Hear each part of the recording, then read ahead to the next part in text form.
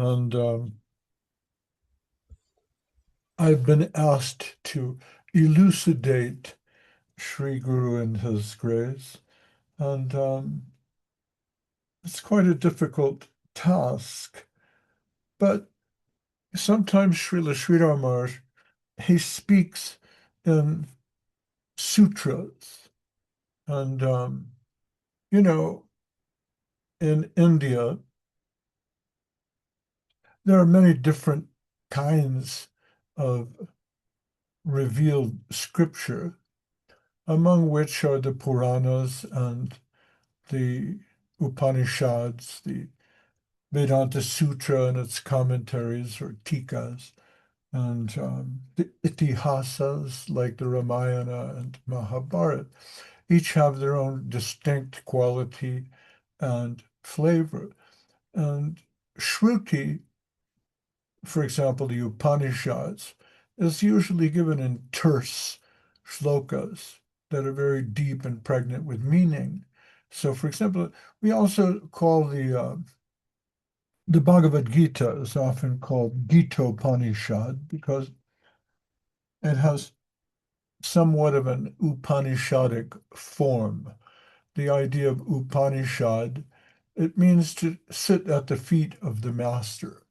And the idea is the disciple will ask some questions, and the master, whoever it is, will reveal some inner truth. So you have the Ishopanishad, the Kathapanishad, like that. There are many. In some of them, there may be a dialogue between a truth seeker and Death himself. But when Death speaks, he normally doesn't tell stories. He's not so much of a storyteller, Death. He may say, don't do this, or watch out for this. And so Krishna in Bhagavad Gita, he has this style of speaking where he'll say, for example, Matra Sparshas tu Konteya Sitoshna Sukha Dukkha Da. That comes to mind because we're in winter time. And so Krishna says, don't let the stress caused by heat and cold, winter and summer affect you, because after all, you are Atma, you're Jivatma, your spirit soul, and you can't be affected by heat and cold. And nevertheless, we are. But he's telling Arjuna these sort of truths in sutra form, or very terse Sanskrit. And so this is called Shruti, or what is heard. It means your mother tells you, don't play with fire. And she doesn't have to give you the history of some cousin who was burned to death in a car crash.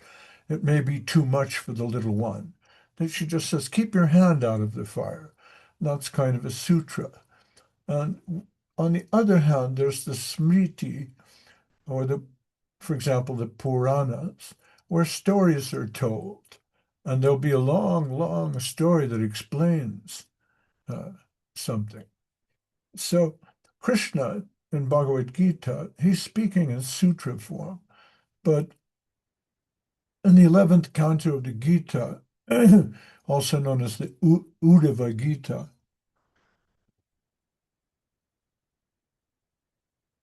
he actually tells stories. And so last week we were sort of probing these ideas because Srila Sridhar Maharaj here in the 11th chapter of Sri Guru and His Grace, he quotes from the Uddhava Gita, Nahe kasmad gurur jnanam shushtiram syat supushkulam. He says, the knowledge you get from one guru may not be entirely shushtiram. It's not that necessarily deep. So we should consult. We may consult with more than one master. And so Krishna, when he's telling the story, he refers to his lineage And of course, God himself is Aja, he's unborn, but he honors the Yadu dynasty because King Yadu was a great philosopher king, far more advanced in divine wisdom than, say, Marcus Aurelius, uh, the Stoic philosopher king. Uh, and so Kṛṣṇa relates this story of how King Yadu is walking through the forest and he meets the Avadhūt Brahman. And it stands pointing out that the forest in India uh, can be a very forbidding place. Imagine what kind of wilderness thousands of years ago the Indian jungle might have been, what sort of challenge it might have presented to King Yadu, who's passing through. And he meets this skinny Brahmin who's half naked. And I mentioned last week that it's often said that this Brahmana was perhaps Dattatreya, a great sage, who's considered a Shaktivesh avatar, perhaps, of wisdom and austerity. But I was talking with Tapanandini the other day, and she reminded me that what strikes King Yadu as he's on the path, what strikes him about this Avadhūt Brahman is his happiness, his joy. Uh, you can imagine trying to live in the forest or uh, the dark jungle all alone. There's lions and tigers and bears. And that's just for starters. It's very difficult to have fire, for example. When I visited the ruins of Angkor Wat in Cambodia, a vast temple system of hundreds and hundreds and hundreds of acres there, different kinds of temples, the most famous being Angkor Wat itself. In those ruins, there's a building that you can only access by these high stone steps, and it has a vaulted ceiling, very well protected. And in the center of that building, they call it the library because they think perhaps the ancient Khmer civilization kept their books there, but it's also known as the place where the ancient fire, the sacred fire, was kept. And people who lived in different parts of Angkor Wat, which was at one time a city rivaling the splendor of Rome with hundreds of thousands of inhabitants, if they needed fire, they could go to that place where the sacred fire was always kept burning. Because in those days it was not so easy. You didn't just light a match to get your incense going. You had to rub two sticks together. And there's another place in the Mahabharata where Yamaraj, King Death, in the form of a Brahmana, approaches Yudhishthir and says, my fire sticks were stolen by a bird. A bird flew off with my fire sticks. And he takes that very seriously, and he goes off in search of that bird to find where are the fire sticks of the Brahmin. And today we may think, well, this is kind of a funny story, but fire starting equipment was essential uh, thousands of years ago in the dark jungle. So here's this Brahmana. We don't really know how he lives. He's a strange individual, but his main characteristic is his happiness. And so being stung by mosquitoes and surrounded by crocodiles and bears and lions, how do you start a fire in all this? How do you survive? But here's this man, and he's just happy. He's joyful. So Yadu Maharaj, he wants to know, what is the source of his joy? How does he come to be so joyful? And that gets us into the discussion about the 24 gurus. Because the king wants to know, well, who taught you this? How did you come to this high stage of realization? And so the Avadhūt Brahman begins to tell him, well, I have had many different preceptors. And last week we discussed how the different 5 elements can be seen as guru. The earth, represented by the mountain, or the tree, teaches us forbearance, tolerance, humility. The water shows us that when we've been sufficiently purified, we can purify others, just as a river flowing purifies everything. Fire teaches us how to burn away our karmic reactions by dedication and Kṛṣṇa consciousness. Air, really, the Brahmin likes the idea of wind a little better than air, because air is frankly something that we see as being empty, but wind is active. So we're told that we should practice yukta vairagya. Our devotion should be active. We should engage in some kind of service. Anasaktasya vishayan, Rupa Goswāmī says.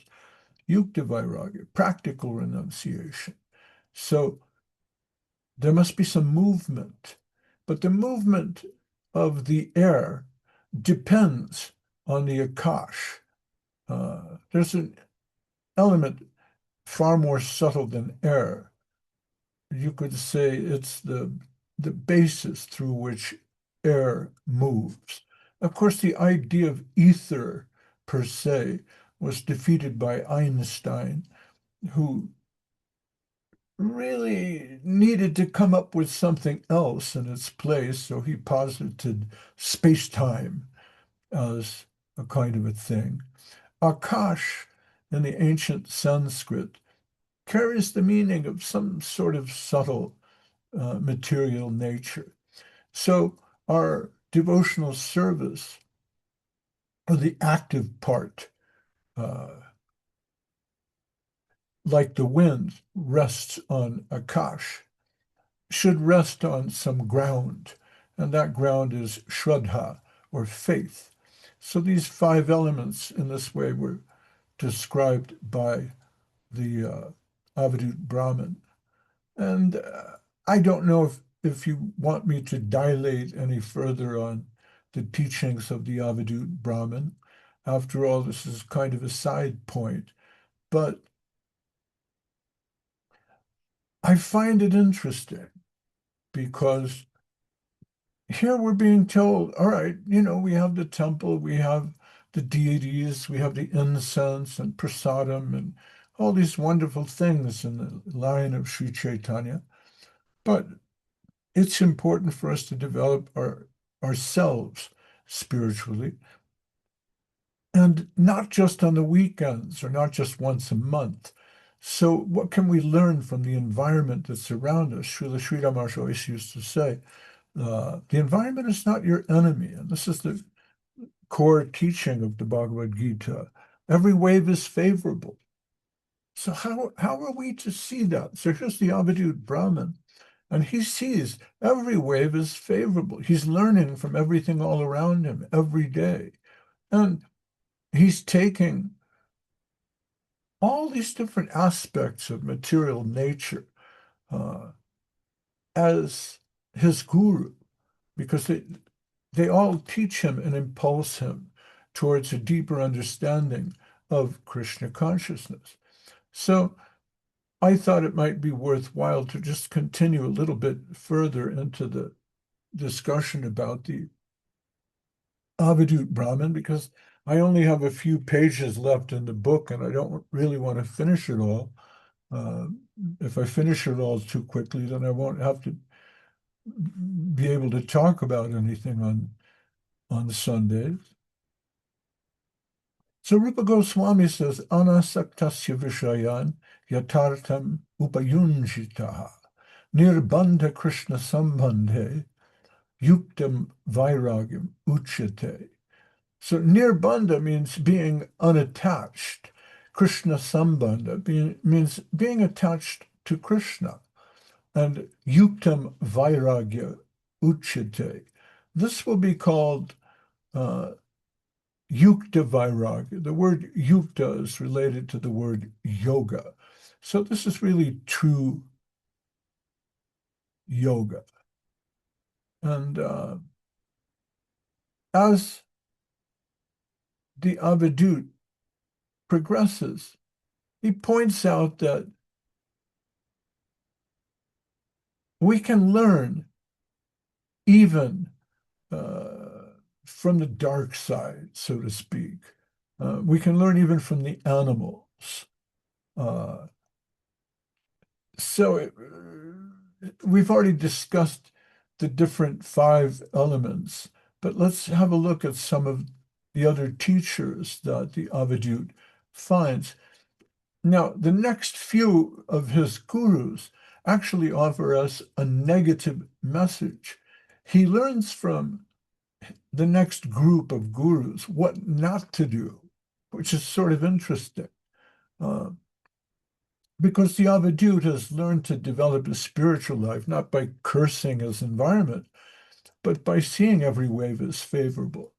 So we're told to shun the company of sinners and to leave behind materialistic association. We take this very seriously.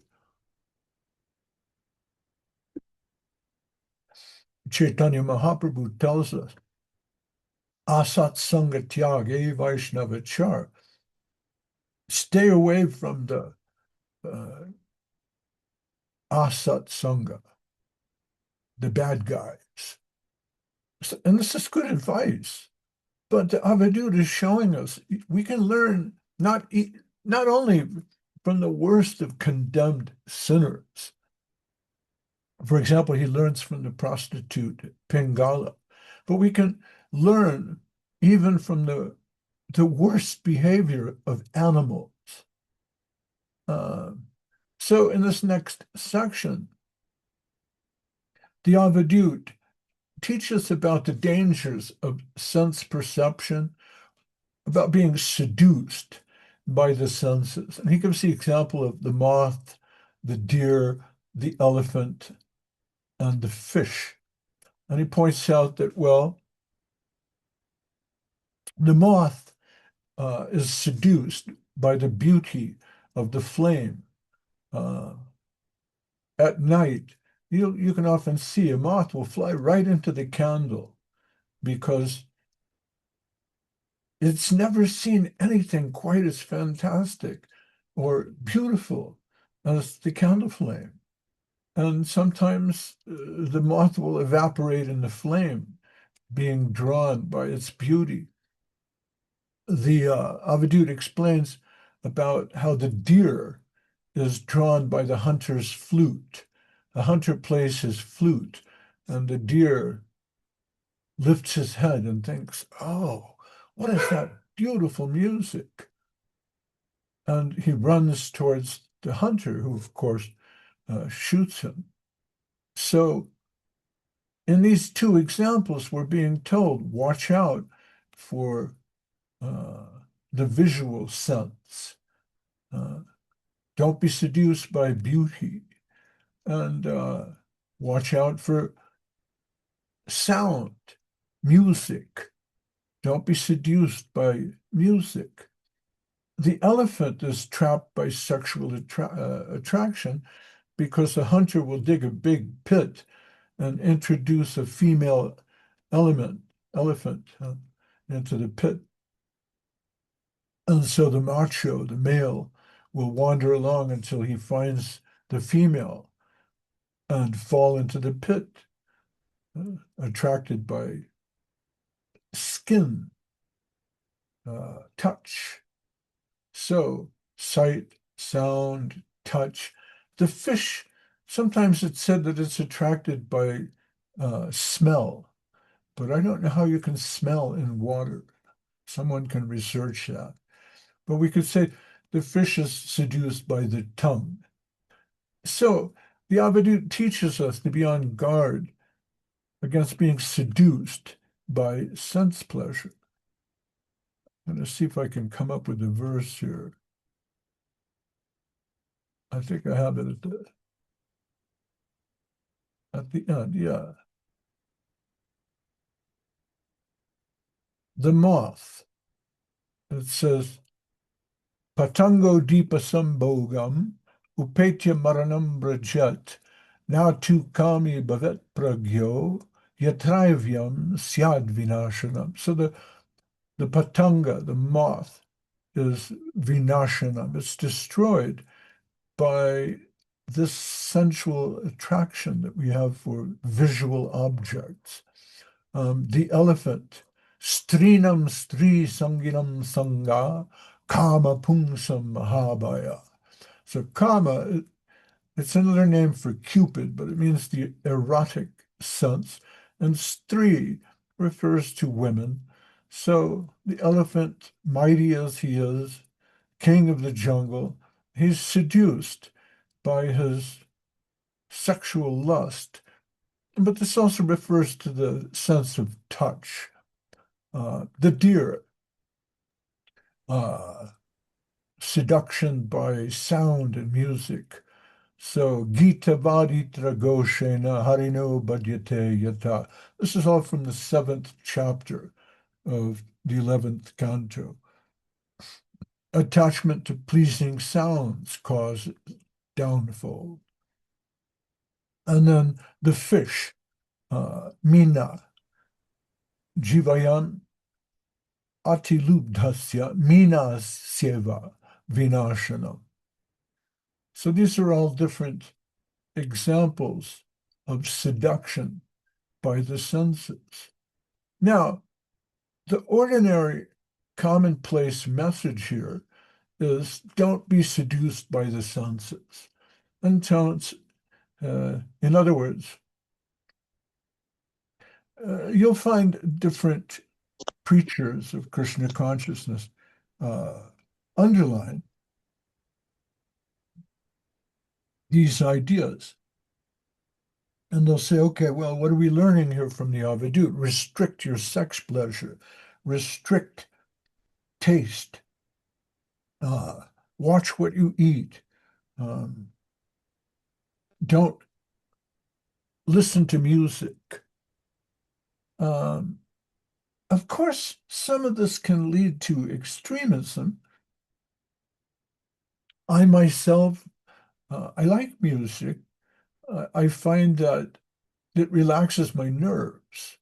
If I sit down with a flute and try to play a melody, it takes me out of the mundane humdrum rat race that surrounds me. It calms my nerves. The philosopher Socrates, when he was on the point of drinking hemlock, having been condemned for his teachings, was asked by his students, what are you doing? And he said, oh, I'm trying to work out this melody on the flute. And they told him, we're mixing up the hemlock. And he said, yes, but there's always time to learn something new. So on the other hand, too much obsession with sensual desire may lead us into not only temptation, but disaster. As you all well know, that's the example of Schubert, who was a concert pianist, but his fingers stretch wasn't very great, so he invented a machine to stretch his fingers, and he would wear that at night with some special gloves. Well, he ruined his hands. So his attachment to music actually destroyed him as a concert pianist. He went on to become a great composer. So what I'm saying is the commonplace message here is don't be seduced by the senses. But there's another level of meaning going on in this sense. Remember that at the beginning of the talk, What we're really discussing is what we call in philosophy epistemology. Epistemology means the study of how we know what we know. So in Vaishnava epistemology, we rely on divine revelation, and we rely on divine revelation that comes through the guru. So while we're on the subject of epistemology and learning from different teachers, one might ask, well, why do we need a teacher in the first place? What is the point of having 24 gurus or even one guru? Can't I do it all by myself? But Srila Sridhar Maharaj tells us on the cover of the book, he says to err is human. To err is natural, being not perfect. Our limited capacity and tendency for perfection makes room for the guide or guru. The imperfect is not so if it is not in need of help, and that also from beyond itself. So what the Avadhūt is saying here, apart from telling you don't be seduced by the senses, he's also pointing out that sensual knowledge is imperfect knowledge. The scientists who told us, the Greeks, they said, well, 22 sevenths, that's the formula for pi.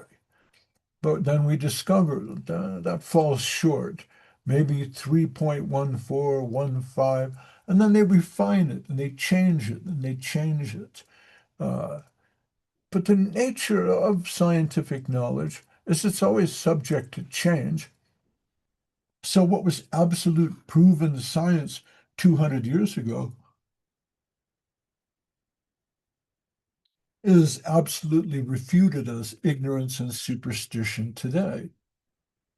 But nevertheless, the scientists who created the world of the atomic bomb and the electric surveillance state, they believe in the mythology of empiric knowledge. The idea of empiric knowledge is that you can acquire perfect knowledge from the senses. They may admit, well, okay, it's not perfect, but Srila Prabhupada used to point out that empiric knowledge by itself is faulty. The Vedas tell us there's four main defects to acquiring empiric knowledge. We have imperfect senses, we're subject to illusion, and we make mistakes. And that would be enough by itself, but we also fall victim to all different kinds of cognitive bias. And once you're ready to publish your findings, and somebody points out, oh, this may be imperfect, what comes into play is what's called the cheating tendency, which means I don't really care so much what the facts are saying. I don't really care so much what the evidence says. I have my point of view. I have my cognitive bias, but then so does everyone else. And I will publish this as truth and defend it to the death. In the time of Stalin, Stalin had a scientist who he particularly admired for some reason. His name was Lysenko. And Lysenko had all these crazy ideas that were later completely refuted. But because Stalin was in charge, he was the great fearless leader of Russia, everyone had to toe the line and agree with the scientific findings of a madman. So the Avadhūt Brahman, he's teaching us how to discover the truth through the medium of guru. But his viewpoint about guru is a little flexible.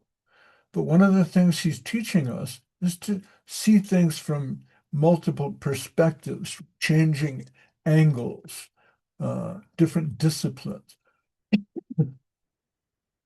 This kind of parallels some of the ideas of Leonardo da Vinci. Leonardo da Vinci, when he wanted to solve a problem, he would look at it from different angles, from changing perspectives. So we can apply this principle directly to spiritual life and discover that guidance can come to us through more than one teacher. When I was working with Goswāmī Maharaj in San Jose, California, when we produced this book, there was all this controversy that said, if you're a follower of Bhaktivedanta Swami Prabhupada, you can't listen to Srila Sridhar Maharaj. But Srila Sridhar Maharaj will point out that even Sanātana Goswami and Rupa Goswami, they're not giving exactly the same thing. After all, Sanātana Goswami, he concentrates on what we call Sambandha Gyan, or the ontological position of the jiva as he struggles to break free from samsara and discover the inner light of Goloka Vrindavan, dedication to Kṛṣṇa and Chaitanya Mahaprabhu. Whereas Rupa Goswami in his Bhakti Rasamrita Sindhu, he explains some ideas of how to go about that. The Bhakti Rasamrita Sindhu tells you what are the 64 processes of devotional service. So, Srila Guru Maharaj, he says, it's as if they're holding up a jewel and showing it through different light, as if they're illuminating different facets of the same jewel. So, Prabhupada, Sridhar Maharaj, you could say they're reading from the same book, but at times they might be illuminating different pages. You know, their emphasis, their language, their audience wasn't always the same, but their Siddhanta and devotion to Kṛṣṇa are one. So this requires a certain amount of adhikar, or discrimination. Otherwise, stick with one guru.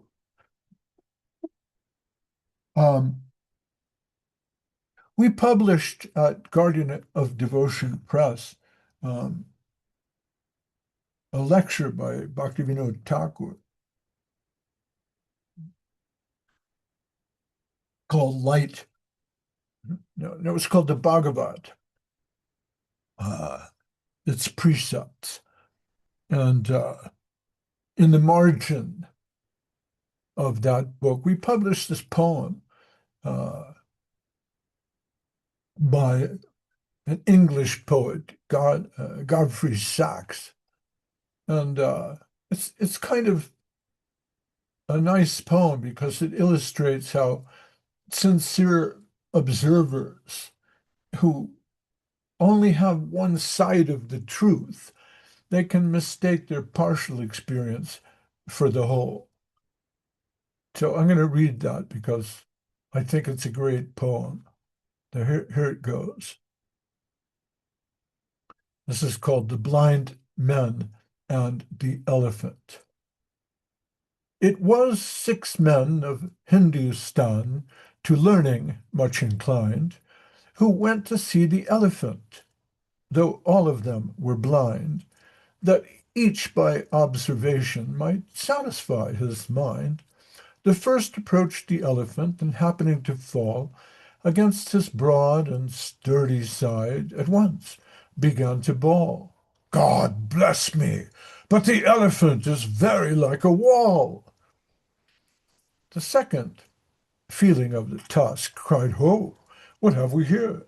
so very round and smooth and sharp. To me, 'tis mighty clear this wonder of an elephant is very like a spear. The third approached the animal, and happening to take the squirming trunk within his hands, thus boldly up and spake, I see, quoth he, the elephant is very like a snake. The fourth reached out his eager hand and felt about the knee. What most this wondrous beast is like is mighty plain, quoth he. 'Tis clear enough. The elephant is very like a tree. The fifth, who chanced to touch the ear, said, E'en the blindest man can tell what this resembles most. Deny the fact who can. This marvel of an elephant is very like a fan. The sixth no sooner had begun about the beast to grope, than seizing on a swinging tail that fell within his scope, I see, quoth he, the elephant is very like a rope. And so these men of Hindustan disputed loud and long, each in his own opinion, exceeding stiff and strong, though each was partly in the right, and all were in the wrong. So the Avadhūt explains he's accepted 24 different gurus that are drawn from society, nature, his personal experience, and he's learned a specific lesson from each guru without demanding that one guru uh, explains everything. So this is not necessarily relativism, but it's a certain kind of adhikar or spiritual intelligence, which is grounded in his surrender. So Baladev Vidibhushan, he explains that Rupa Goswāmī and Sanātana Goswāmī, they both revealed the Chintāmaṇi jewel of Kṛṣṇa consciousness, but from different angles.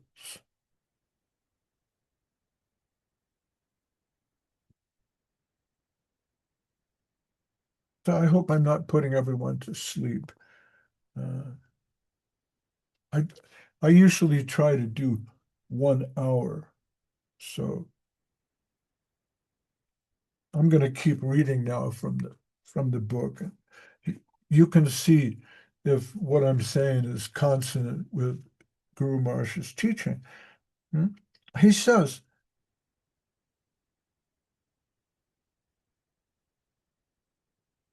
Kṛṣṇa tells us not to particularize in one point. From the side of devotion, everything will draw me towards the center, towards Kṛṣṇa. And those who will help us in that way are our gurus.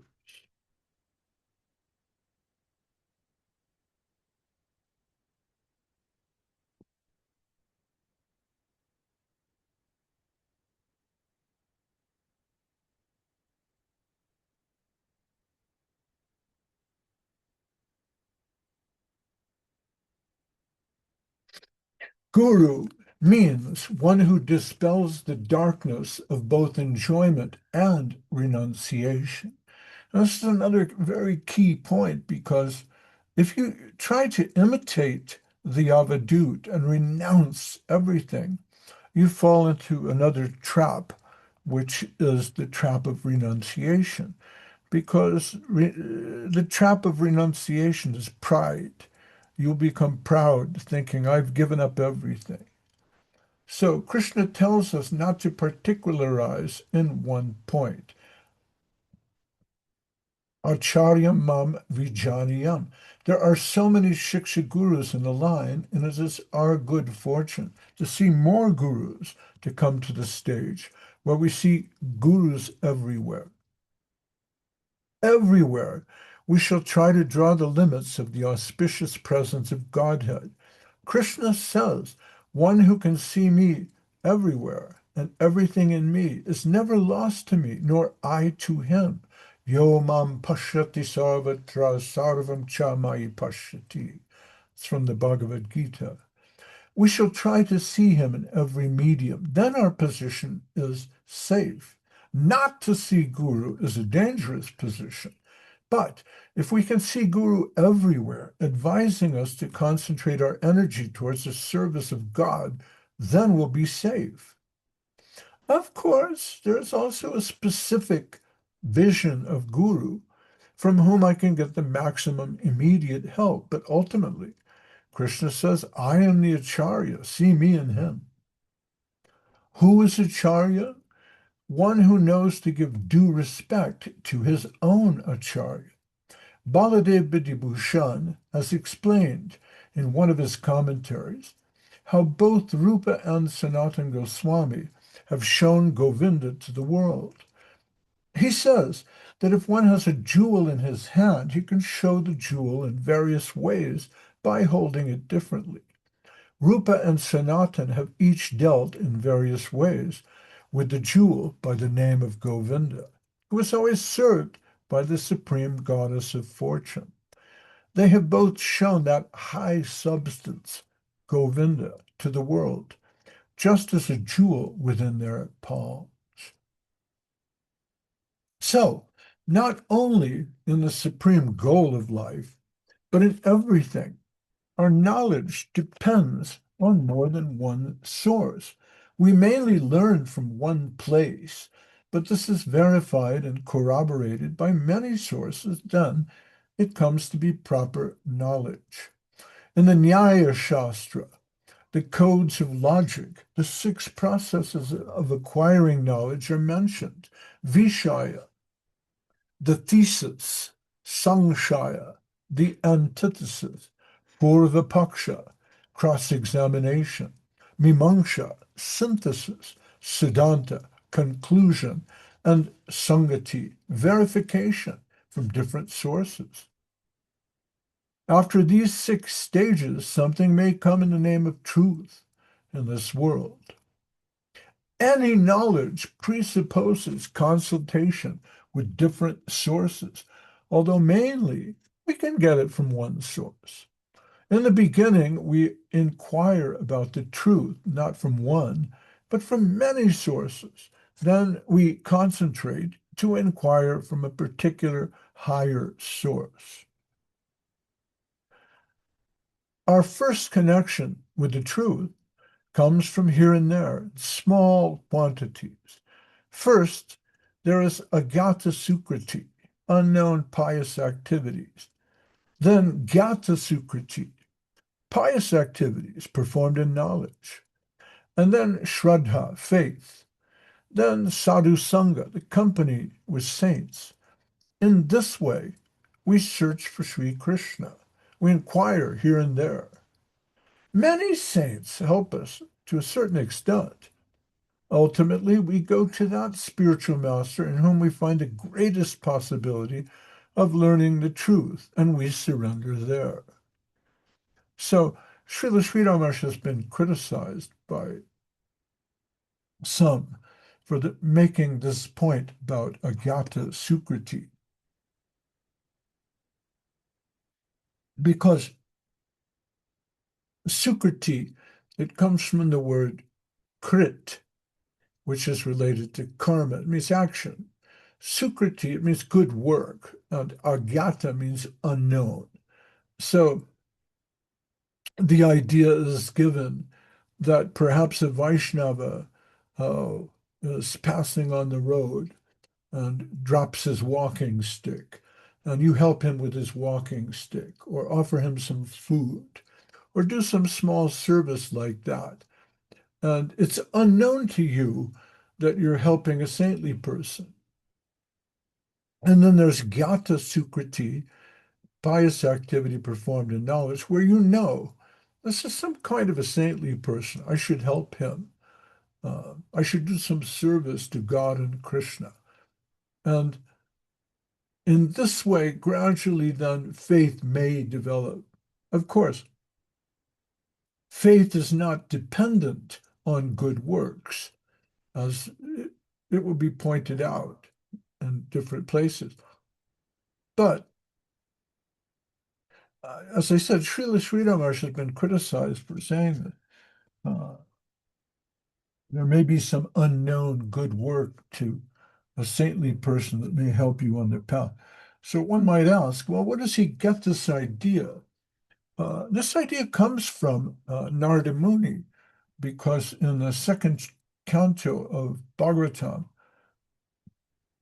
Narada Muni has a conversation with the creator of the universe, Lord Brahma, where Lord Brahma asks him, well, how did you come to be such a great saint? Everyone recognizes you as a great devotee of Kṛṣṇa, as a highly Kṛṣṇa conscious individual. How did you develop to that stage? And Narada Muni explains, well, when I was a boy, our household was visited by saintly persons, and I helped them.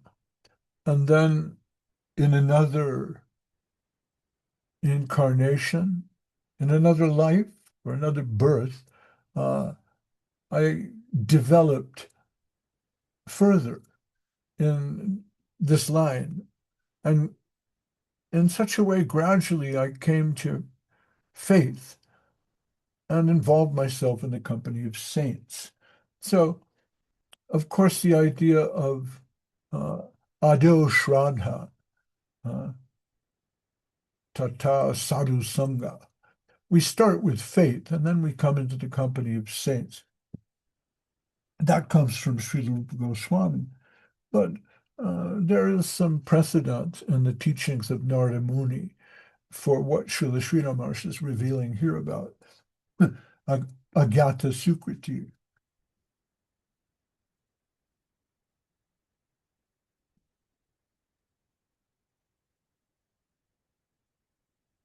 Excuse me. Having accepted a spiritual master, one will find that his guru has so many disciples, and he will take from them also. So, as I've mentioned before, I was a disciple initially of His Divine Grace A.C. Bhaktivedanta Swami Prabhupada. I joined the Los Angeles Temple in 1976, and he came and visited us there. But really, who helped me most in the beginning were his other so many disciples who did their best to train me and others in the teaching. So Srila Śrīla Maharaj said, having accepted a spiritual master, one will find that his guru has so many disciples, and he will take from them also. His spiritual master will recommend some books for him. He will say, read Bhagavad Gita and Śrīmad Bhāgavatam. And I can remember a couple of years before I came to the Kṛṣṇa consciousness movement, say 1974 or something,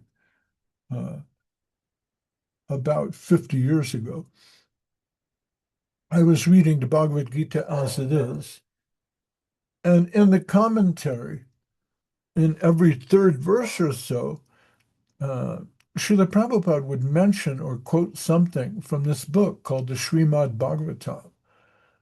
And I thought, oh, I have to read that.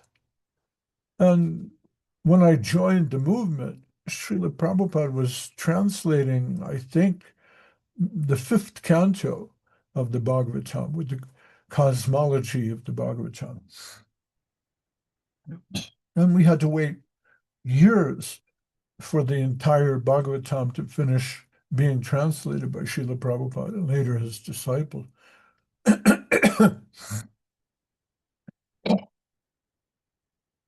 So he will say, read Bhagavad Gita and Śrīmad Bhāgavatam. That will also help us to get so many gurus through the books, where we will find many references and quotations from many gurus.